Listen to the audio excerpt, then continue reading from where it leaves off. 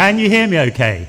Good. It's really encouraging to know that our own church is not the only church that suffers sometimes with its technology. So, but good to be back with you here again. I think I was with you maybe 4 or 5 weeks ago. Maybe one thing that's happened in my life since that time is I went over Easter, or Easter Monday, actually, after Easter.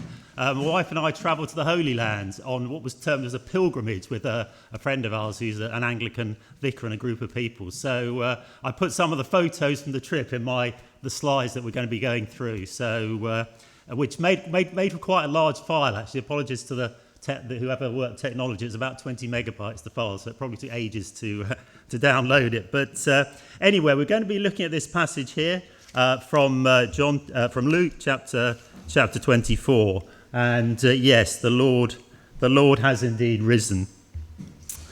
So when I was here last month, we looked at the events surrounding Jesus' arrest in the Garden of Gethsemane, pictured here, which led to his trial, his crucifixion, and his resurrection, which we celebrated 3 weeks ago at Easter.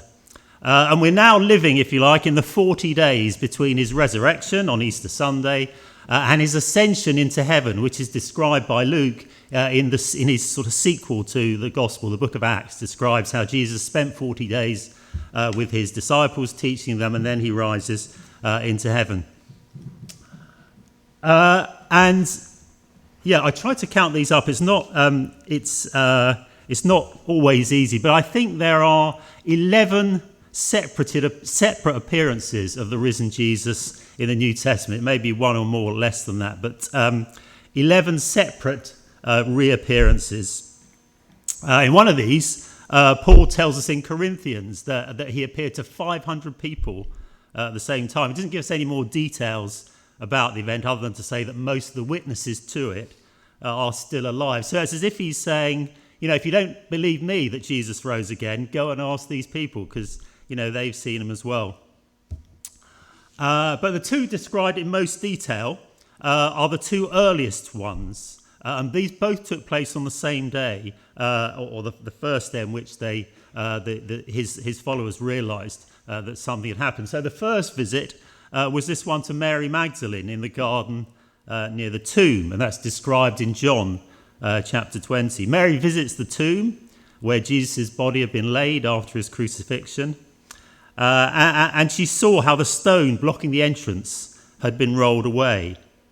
And so she goes to tell two of the disciples, Peter and John. They rush to the tomb and find only the grave clothes in which Jesus' body had been wrapped. And as Mary stands in the garden by the entrance to the tomb, the risen Jesus appears to her, calling her by name when she initially mistakes him for the gardener. But this morning we're going to focus on the second of Jesus' reappearances, which is described in this passage here that we read from Luke's Gospel. So the first 12 verses of Luke chapter 24 tell this same story of the empty tomb, which John recounted as well. All the gospel writers record this same story, and the details of each account they're slightly different, as you tend to get if different people watch different events, different pairs of eyes see different things. But all of the accounts agree on the one most important fact, which is there is no sign of the body. And so where John then goes on to describe Jesus meeting with Mary Magdalene, Luke moves instead to the road to Emmaus, which is a village 7 miles to the west of Jerusalem. Now today, no one's quite sure where Emmaus is. There's various possibilities, but this is a kind of general area. It's very hilly area, wooded, very green and fertile. So you have these two of Jesus' disciples or his followers walking along the road, discussing the events, then Jesus joins them on the road. And these two people, one's named by Luke as Cleopas, and actually quite a lot of people today believe that his companion was actually his wife, Mary, who's named as being present at the crucifixion. In John chapter 19, it talks about Mary, the wife of Clopas or Cleopas, so the same person. So no one knows that anyway, but that's what most people tend to think today. They were a sort of man and wife couple. So having joined them on their journey, Jesus stays with them. They say, stay for supper. And then he only leaves them at the point where they recognise who he is down in verse 31. They finally recognise who he is. So what do we learn from this encounter then? What does this tell us about Jesus, about the resurrection? What can we learn from it? And there's 5 points. 5 points I wanted to draw your attention to. And the first point is this. Jesus' appearances to these 2 people here, to Mary Magdalene in the garden, and to these other witnesses, as recorded in the New Testament, stand as evidence for his actual bodily resurrection from the dead. Now, throughout the centuries, people have produced all kinds of theories to discredit the idea that Jesus rose from the dead. So, for example, some have argued that these sightings were some kind of hallucination, that the witnesses were somehow mistaken in what they saw. But this is actually contrary to the evidence. In a hallucination, people see an image of someone they take to be someone they know. But if it really is a hallucination, it subsequently becomes clear that it's been an illusion. In the case of the couple here, and of Mary Magdalene in the garden, the opposite happens. They actually do see Jesus, but initially they don't recognise who he is. It's only later, when he says or does something familiar, the penny drops and they realise who he is. So the resurrection of Jesus was not some big conjuring trick. The Romans made a professional job of their crucifixions, and there was no doubt to eyewitnesses that Jesus died a physical death on the cross. In John's Gospel, again, chapter 19:34, it describes how after the crucifixion, one of the soldiers pierced Jesus' body with a spear, bringing a sudden flow of blood and water, which demonstrate that the blood and water had separated and give medical evidence that Jesus really had died. So it wasn't some sort of, he sort of fainted and then kind of got up and went away again. So maybe someone stole the body. Maybe that's another possibility. But this is equally unlikely. So the authorities had already taken measures to prevent that. And Matthew's Gospel records how, fearing this very possibility, the Pharisees asked Pontius Pilate to put a guard on the tomb. They went and made the tomb secure by putting a seal on the stone and posting a guard. Okay, so maybe the guards didn't do their job then. Maybe that's what happened. The guards fell asleep and the disciples came and stole the body. Well, this is exactly the story made up at the time. Matthew again, when the chief priests had met with the elders and devised a plan, they gave the soldiers a large sum of money, telling them, "You are to say, his disciples came during the night and stole him away while you were asleep." This is after the account of Jesus' body not being there. But again, this flies in the face of the evidence. It's psychologically implausible. So in the immediate aftermath of Jesus' death, the disciples were hiding behind closed doors in fear of arrest, denying any knowledge of or association with their leader who'd just been executed. They didn't have any plans to steal the body. They were distraught with grief. And yet, not long afterwards, as described by Luke later in the book of Acts, they were out on the streets proclaiming that he had risen from the dead. So something extraordinary, something supernatural had happened, which completely transformed their lives to the extent that they were prepared to die for their beliefs, which many of them did. So the only reasonable explanation for what happened is the true one, that Jesus did actually die and rose from the dead. That's the first thing this passage tells us.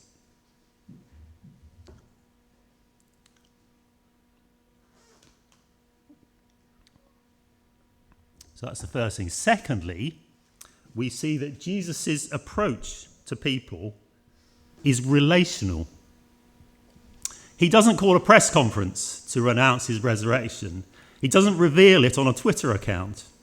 We just learned that he's a superhero. That was we've learned that. But he doesn't actually burst onto the scene in a cloud of smoke or arrive with a thunderclap or a fanfare of trumpets or like Superman. So he's a superhero, but he's a relational superhero, if you like.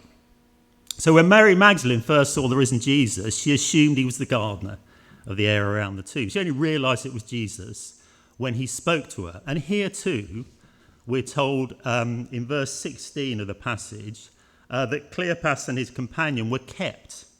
They were kept from recognising him.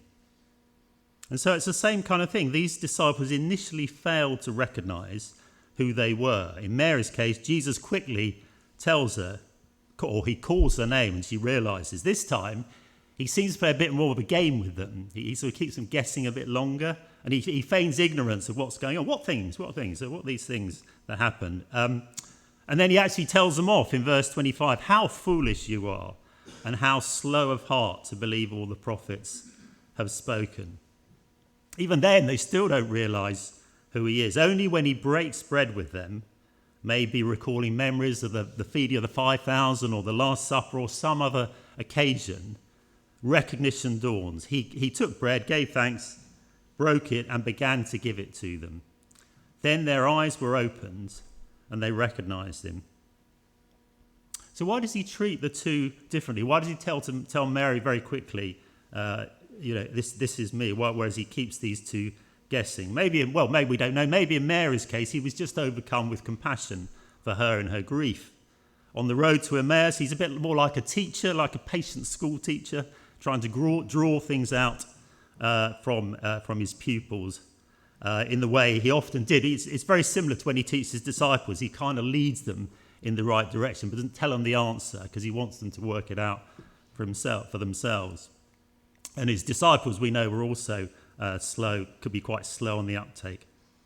So Jesus treats people as individuals, meeting each of them at their point of need. So he enters into the daily reality of his people's lives, a woman grieving at the tomb of her lost loved one, a confused couple of walkers trying to make sense of a series of extraordinary events. So he engages with them with gentleness and sensitivity, adapting his approach according to their circumstances.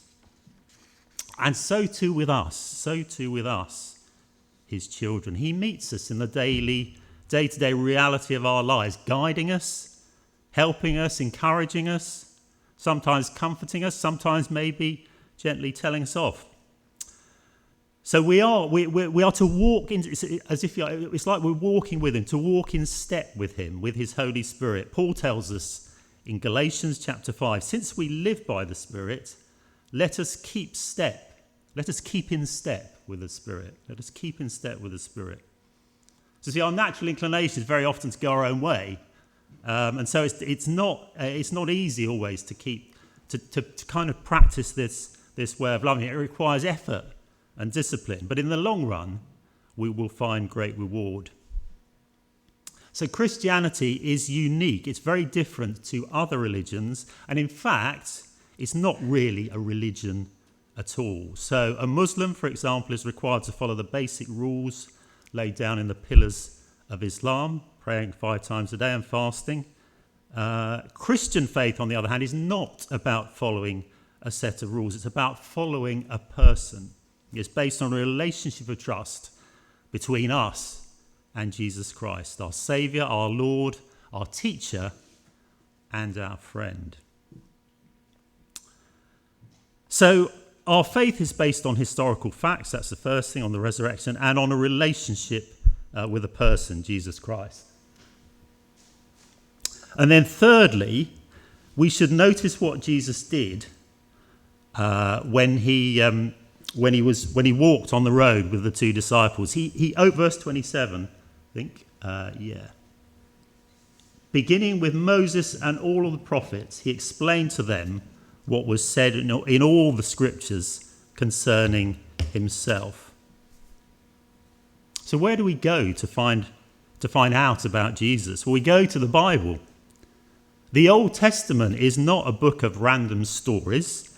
It recounts the history of God and mankind, from the creation of the world to the years which preceded the coming of the promised Messiah. So the story of Jesus' death, life, death and resurrection, which is recounted in the Gospels, is probably the best place to start if you want to understand the message of the Bible. But in order to fully understand it, you need to understand the Old Testament as well, because that's the context into which Jesus came. So Jesus fulfills the prophecies of the Old Testament. So here's one. So Isaiah chapter 53, so written whenever it was 500 years before Jesus. After the suffering of his soul, he will see the light of life and be satisfied. By his knowledge, my righteous servant will justify many, and he will bear their iniquities.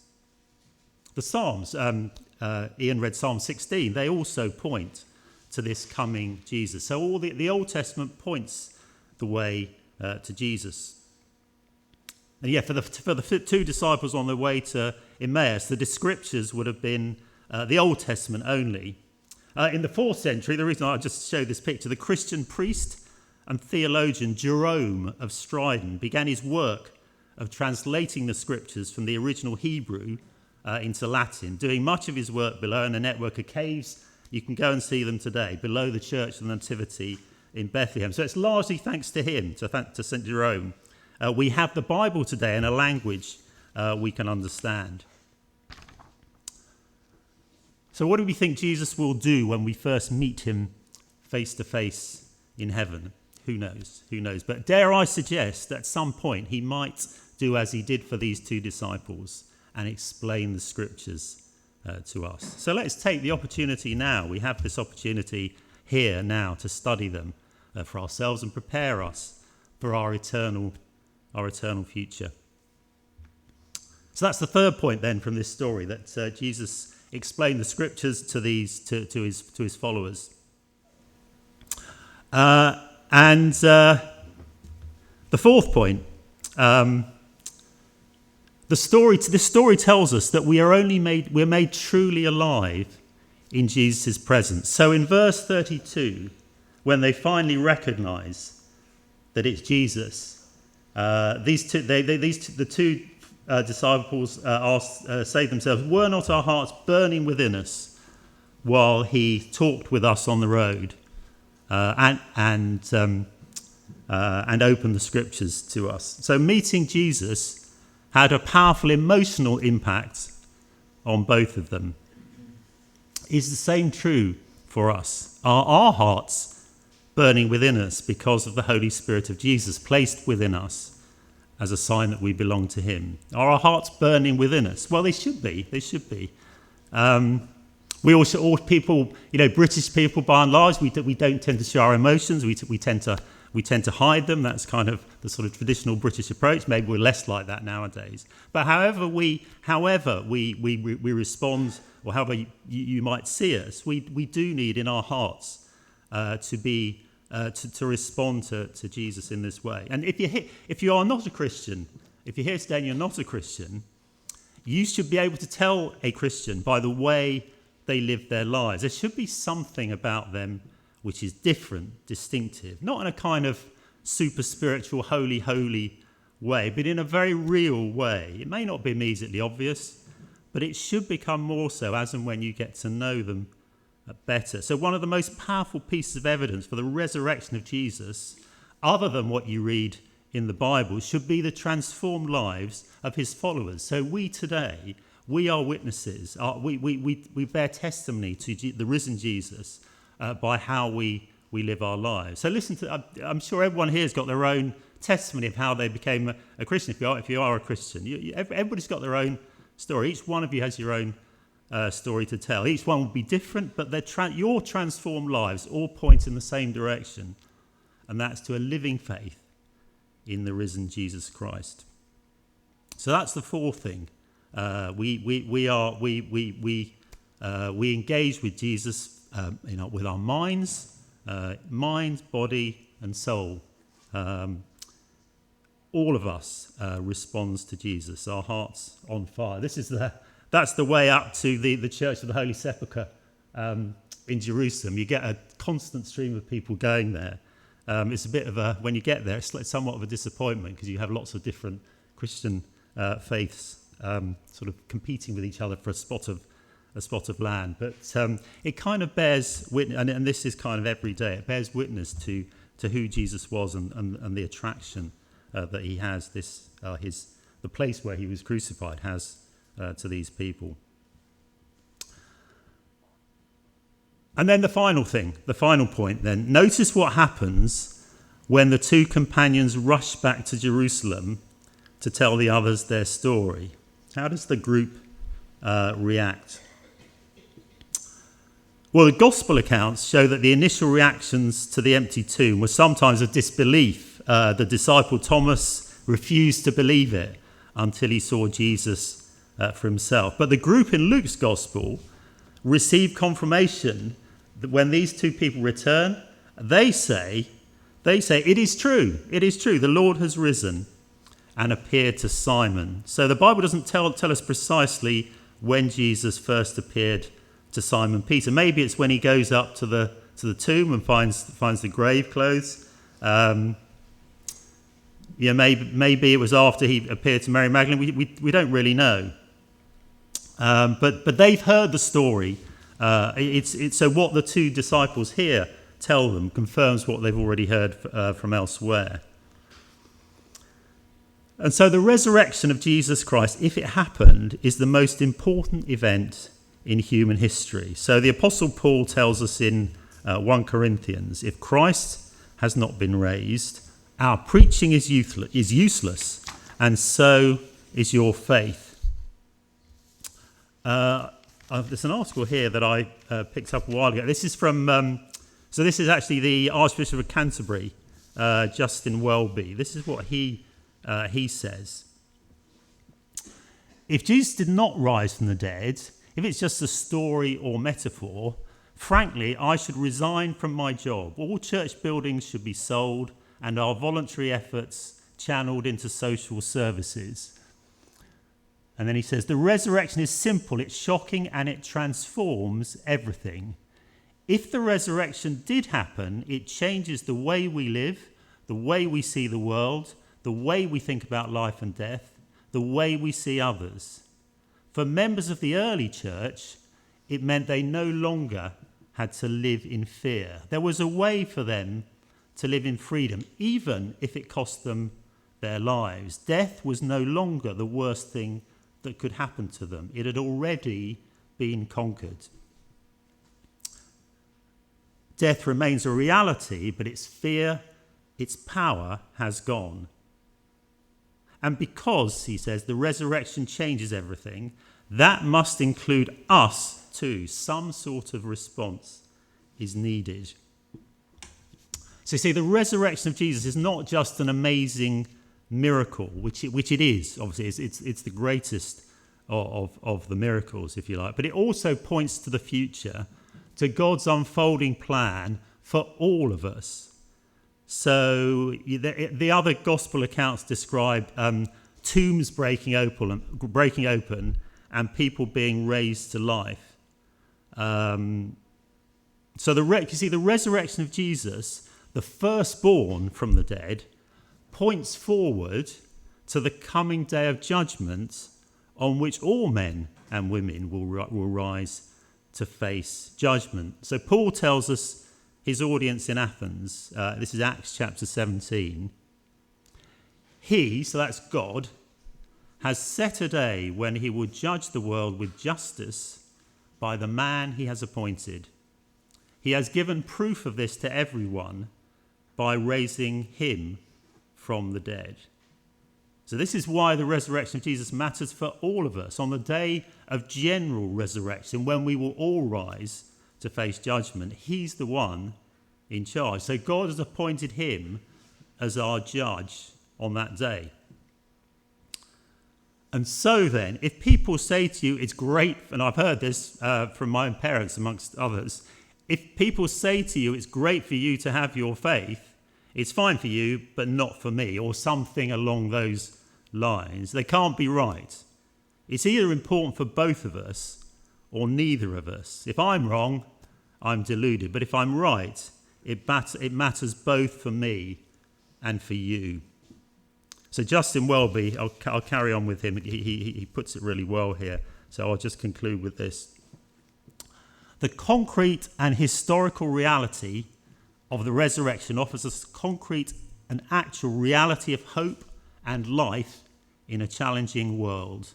I have learned that it's only with the presence of the risen Jesus that my broken life can be made whole. It's only with the presence of the risen Jesus that this fearful world can have hope. It's only with the presence of the risen Jesus that the world need not fear ultimate destruction by hate, but look forward to the ultimate redemption of all things through God's astonishing love.